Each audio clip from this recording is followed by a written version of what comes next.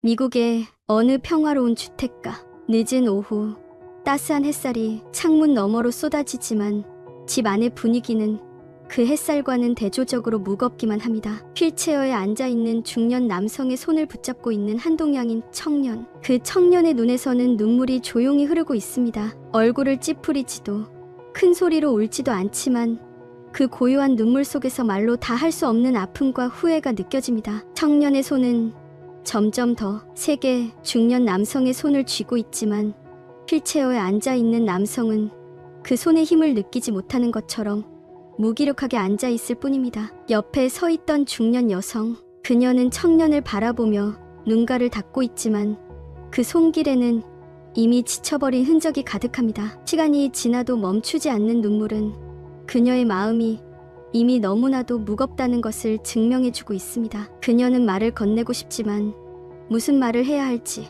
아니 말을 건넨다고 해서 지금 이 고통이 사라질지조차 알 수 없는 상황 속에 그저 멍하니 서 있을 뿐입니다. 도대체 이들에게 무슨 일이 있었던 걸까요?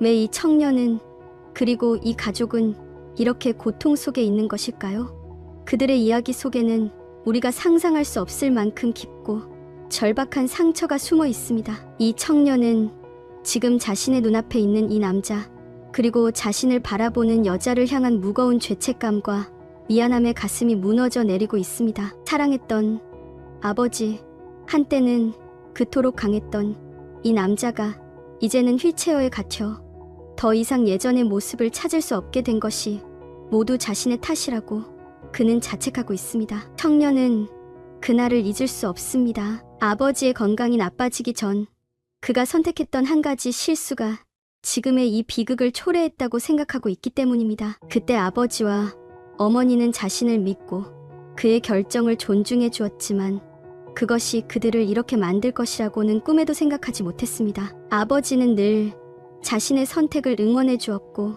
자신을 위해 누구보다 헌신했지만 청년은 그 기대와 믿음을 저버렸습니다. 그리고 그 결과로 아버지는 모든 걸 잃게 되었습니다. 이제 아버지는 말도 하지 못하고 손도 잡지 못하는 몸이 되어버렸습니다. 어머니는 그런 아버지를 돌보며 자신이 무너질 것만 같은 시간 속에서 버티고 있었지만 그녀의 얼굴에는 지칠 대로 지친 삶의 흔적이 고스란히 새겨져 있었습니다. 청년은 지금이라도 모든 것을 되돌리고 싶지만 이미 엎질러진 물처럼 돌아갈 수 없다는 걸 너무나도 잘 알고 있습니다. 하지만 그럼에도 불구하고 그는 아버지의 손을 놓지 못합니다. 어쩌면 다시는 그 손을 잡을 수 없을지도 모른다는 두려움이 그를 더욱 그 자리에 붙잡아 두고 있기 때문입니다. 지금 이 순간 청년의 마음속에는 간절한 바람 하나만이 가득합니다. 다시 한 번만 아버지의 목소리를 듣고 싶어요. 다시 한 번만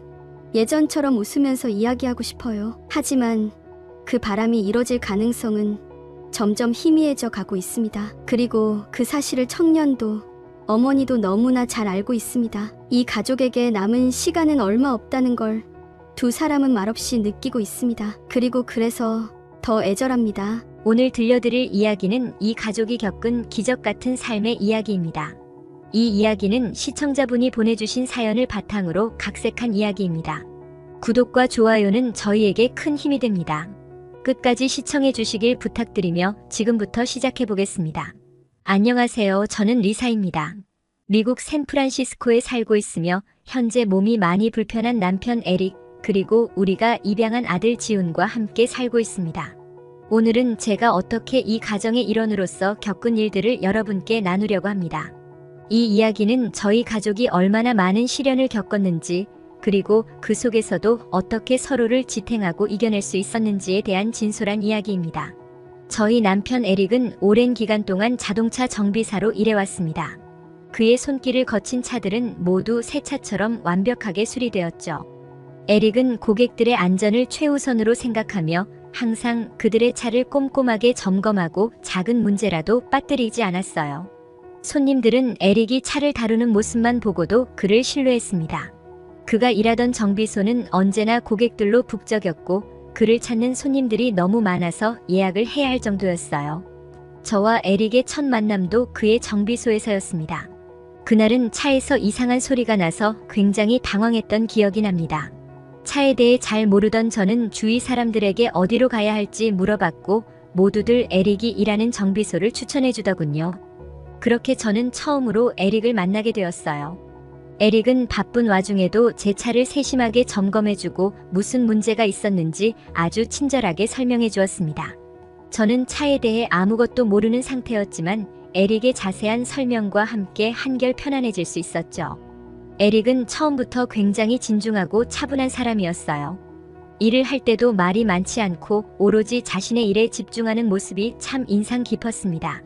그날도 제 차를 고쳐주면서 밤중에 고속도로에서 차가 고장났다면 큰일 날 뻔했다고 조심스레 말해주었죠. 그 말에 저는 마음이 뭉클해졌어요. 에릭은 겉으로는 말이 적고 감정을 표현하지 않지만 속으로는 누구보다 따뜻하고 사람을 생각하는 사람이라는 걸 느낄 수 있었습니다. 그렇게 저희의 인연은 시작되었고 1년간의 교제를 통해 우리는 결혼하게 되었습니다. 결혼 생활은 그야말로 행복 그 자체였어요. 에릭은 일할 때나 가정에서나 늘 성실했고 저도 직장 생활을 병행하며 우리의 가정을 꾸려나갔습니다. 우리는 맞벌이 부부로서 서로의 삶을 지탱하며 작은 일에도 함께 기뻐하고 슬퍼할 줄 아는 그런 부부였죠. 그러나 결혼 후 3년이 지나도록 아이가 생기지 않자 우리는 자연스럽게 큰 고민에 빠지게 되었습니다. 처음엔 서로 눈치만 보며 이 문제에 대해 말을 아꼈지만 결국 용기를 내어 병원을 찾게 되었죠. 사실 병원에 가는 것이 굉장히 무섭기도 하고 그 결과가 두려웠던 것도 사실이에요. 그렇지만 우리는 마침내 함께 검사를 받았고 그 결과는 충격적이었습니다. 저에게는 아무 문제가 없었지만 에릭이 무정자증이라는 진단을 받았죠. 그때 에릭의 표정을 잊을 수가 없어요. 평소 차분하던 남편이 그날은 정말 큰 충격을 받은 듯 했어요. 저는 그를 다독이며 아이 없이도 행복하게 살 수 있어. 평생을 신혼처럼 즐겁게 지낼 수 있잖아 라고 위로했지만 에릭은 여전히 말이 없었습니다. 남편의 침묵은 길었고 그의 상심은 쉽게 사라지지 않았습니다. 시간이 흐르면서 저도 마음이 점점 무거워지기 시작했습니다. 사실 저 역시 아이가 없다는 것이 점점 공허함으로 다가왔기 때문입니다. 결혼 생활은 분명 행복했지만 뭔가 채워지지 않는 빈 공간이 있었습니다. 그러던 어느 날 에릭이 조심스럽게 말을 꺼냈습니다. 리사, 입양을 한번 고려해보면 어떨까? 사실 저도 그동안 마음 한편으로는 아이를 입양하는 것이 어떨까 고민하고 있었기 때문에 남편의 제안이 무척이나 반가웠습니다. 우리는 곧장 입양에 대해 심도 있게 고민하기 시작했고 일주일간의 논의 끝에 보육원을 찾아가기로 결심했습니다. 보육원에 도착했을 때 그곳에는 정말 많은 아이들이 있었습니다. 그 순수한 얼굴들을 보면서 이곳에 온 아이들이 어떤 사연을 가지고 있는지 생각하니 마음이 아팠어요. 저와 남편은 처음에는 5살 정도의 밝고 외향적인 여자아이를 입양할 생각이었어요. 그래서 아이들을 하나하나 지켜보며 그들의 성격과 모습을 파악하기 시작했습니다. 하지만 그때 제 눈에 한 아이가 들어왔습니다. 다른 아이들은 모두 함께 놀고 있었지만 한 구석에서 혼자 조용히 앉아있는 한 동양인 소년이 눈에 띄었습니다. 그 아이는 지훈이라는 이름을 가진 한국 소년이었습니다.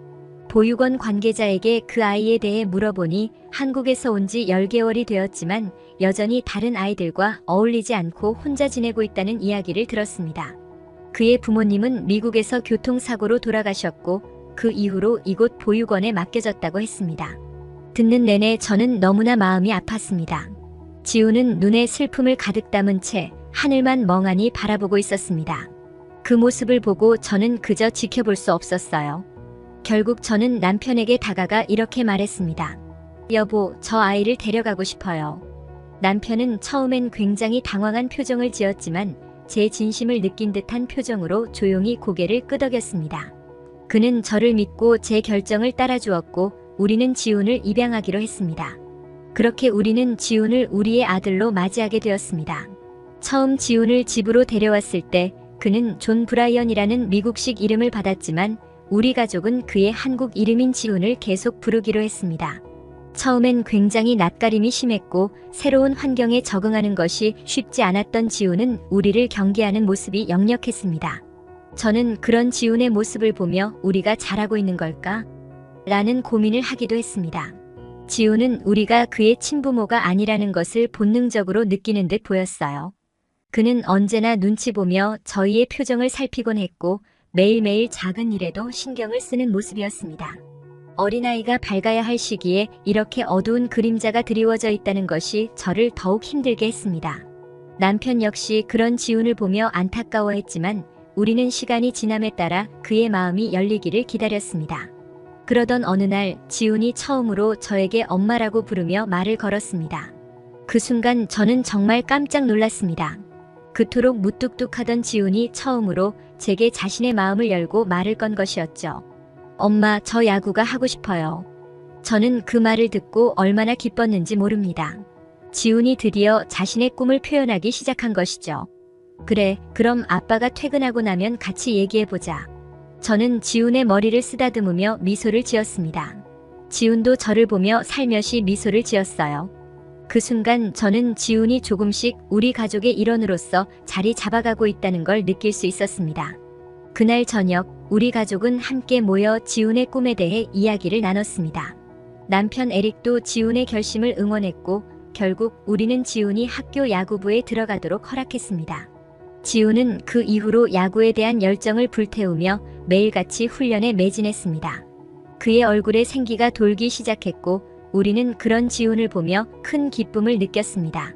하지만 지훈의 학교 생활은 결코 순탄하지 않았습니다. 그가 입양아라는 이유로 학교 친구들로부터 괴롭힘을 당하는 일이 잦았거든요. 친구들은 그를 놀리며 자꾸만 소외시키려 했고 지훈은 그럴 때마다 혼자 견뎌내야 했습니다. 그런 시련 속에서도 지훈은 야구를 통해 자신을 증명하려 했습니다. 야구는 그에게 유일한 탈출구였고 그가 세상과 맞설 수 있는 힘을 주는 유일한 무기였습니다. 지훈이 야구를 시작한 후 그의 삶은 새롭게 변화하기 시작했어요. 그러나 그의 도전은 결코 쉽지 않았습니다. 미국에서 마이너 리그에 진출하는 것은 누구에게나 꿈이지만 그만큼 치열한 경쟁 속에서 살아남아야 했거든요. 특히 지훈은 다른 나라에서 온 선수들과도 경쟁을 해야 했습니다. 미국 내 선수들뿐만 아니라 중남미, 아시아, 쿠바 등 다양한 나라에서 온 실력 있는 선수들이 마이너 리그에서 활약하고 있었고 그들 중 누구도 쉽게 자리를 내어줄 생각이 없었어요. 하지만 지훈은 그런 환경 속에서도 포기하지 않고 최선을 다했습니다. 그의 목표는 오직 하나, 메이저리그에 진출하는 것이었죠. 그의 열정은 남달랐고 그 누구보다도 절실했기 때문에 매일같이 자신의 한계를 넘어서는 훈련을 했습니다. 그 과정에서 많은 어려움을 겪었지만 지훈은 절대로 포기하지 않았습니다. 그러나 예상치 못한 비극이 찾아왔습니다. 어느 날 지훈은 야구 경기를 마치고 동료들과 함께 저녁을 먹으러 가던 길이었어요. 그때 마약에 취한 운전자가 지훈과 그의 동료들이 타고 있던 차량을 덮쳤습니다. 그 사고로 지훈은 크게 다쳤고 특히 그의 다리와 오른손은 심각한 부상을 입었습니다. 사고가 발생한 후 지훈은 즉시 병원으로 이송되었지만 상황은 매우 절망적이었습니다. 의사들은 지훈이 다시는 정상적으로 걷지 못할 수도 있다고 말했고 그의 야구 선수로서의 꿈도 끝날 수밖에 없다는 진단을 내렸습니다. 저는 그 소식을 듣고 그만 기절할 뻔했습니다. 하늘이 무너지는 기분이었죠. 남편 에릭도 큰 충격을 받았고 우리는 한동안 말도 할 수 없는 상태로 지훈의 병실 앞에서 기다렸습니다. 그리고 마침내 지훈이 수술을 마치고 병실로 옮겨졌습니다. 그의 온몸은 붕대에 감겨 있었고 그는 극심한 고통에 시달리고 있었습니다. 그날 이후 지훈은 자신이 더 이상 정상적으로 걷지 못할지도 모른다는 현실을 받아들이기 힘들어했습니다. 그는 한동안 절망에 빠져 있었고 재활 치료조차 거부했습니다. 그는 스스로를 비관하며 차라리 나를 죽여달라고 소리치기도 했죠.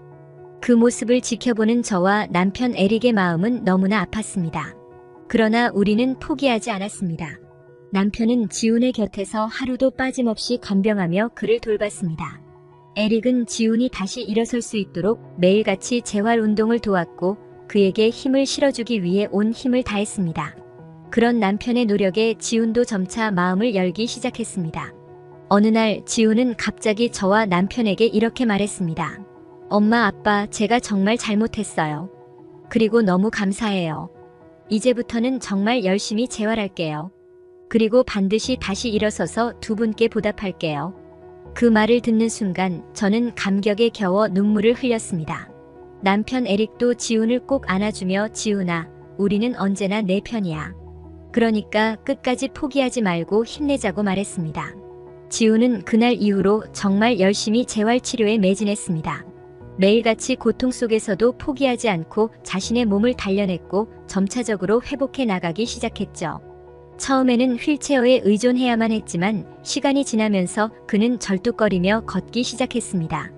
그 과정은 결코 쉽지 않았지만 지훈은 누구보다 강한 의지로 그 모든 시련을 이겨냈습니다. 그런데 우리의 시련은 여기서 끝나지 않았습니다. 지훈이 어느 정도 회복되고 일상생활이 가능해질 무렵 남편 에릭이 갑자기 쓰러지고 말았습니다. 그동안 지훈을 돌보며 쌓인 피로와 스트레스가 원인이었죠. 에릭은 급성 뇌출혈로 병원에 실려갔고 긴급 수술을 받았습니다.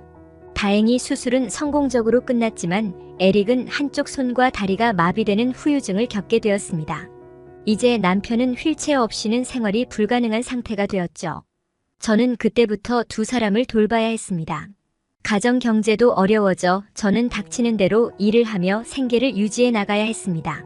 매일매일이 힘들었지만 그 속에서도 저는 가족을 위해 포기하지 않았습니다. 그러나 생활비와 의료비, 대출 이자 때문에 점점 더 힘들어져 갔고 때로는 모든 것을 놓아버리고 싶은 마음도 들었습니다. 그런 상황 속에서도 유일하게 저희를 지탱해 준 건 지훈의 회복이었습니다. 지훈은 절뚝거리긴 했지만 스스로 걸을 수 있게 되었고 그것이 저에게는 큰 위로가 되었습니다. 어느 날 저는 너무 지쳐서 계단에 앉아 하염없이 눈물을 흘리고 있었습니다. 그때 지훈이 다가와 제 손을 꼭 잡고 말했습니다. 엄마, 이제는 제가 도울게요. 더 이상 혼자 힘들어하지 마세요. 아빠와 엄마가 저를 위해 모든 걸 희생하셨던 것처럼 이제는 제가 두 분께 보답할 차례예요. 그 말을 듣는 순간 저는 아무 말도 할 수 없었고 그저 지훈을 꼭 안아주었습니다. 저는 그동안 제가 모든 걸 감당해야 한다고만 생각했지만 그 순간 지훈이 우리 가족의 진정한 기둥이 되어준다는 걸 깨달았습니다. 그 후로 지훈은 컴퓨터와 마케팅에 대한 재능을 발휘하여 온라인 비즈니스를 시작했고 큰 성공을 거두었습니다. 덕분에 저희 가정은 경제적으로도 안정을 되찾을 수 있었고 저는 남편 에릭과 함께 편안한 일상을 보낼 수 있게 되었습니다. 지훈은 자신의 재능을 통해 가족을 지탱해 주었고 이제는 우리 모두가 서로를 의지하며 살아가고 있습니다. 지훈은 여전히 정상적으로 걷는 것이 어렵지만 그는 이제 그런 신체적 한계를 초월하여 자신의 삶을 살아가고 있습니다. 그는 언제나 우리에게 말합니다. 엄마, 아빠, 저를 가족으로 맞아주셔서 정말 감사해요. 제게 가족이 생겨서 너무 행복해요. 그리고 저는 이렇게 대답하죠. 지훈아, 너는 우리에게 더없이 소중한 아들이야. 우리에게 와줘서 정말 고마워. 이것이 저희 가족의 이야기입니다. 긴 이야기를 들어주셔서 정말 감사합니다.